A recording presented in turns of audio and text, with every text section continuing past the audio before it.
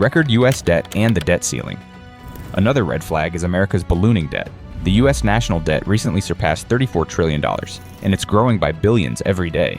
To put this into perspective, that's more than the entire GDP of China and Japan combined. The debt ceiling debates you see in Congress are not just political theater. Every time the U.S. gets close to defaulting, it rattles confidence in the dollar. Foreign governments and big investors start wondering if the U.S. is really as stable as it claims. When trust erodes, the value of the dollar can take a hit. And let's be honest, no serious plan exists to pay down this debt. Instead, the government relies on issuing more treasury bonds, which are essentially IOUs backed by the promise that someone else will keep buying them. But what happens if the rest of the world gets tired of funding America's deficits? Inflation eating away at confidence. You've probably felt this one personally. Between 2020 and 2022, the Federal Reserve printed trillions of dollars to keep the economy afloat during the pandemic.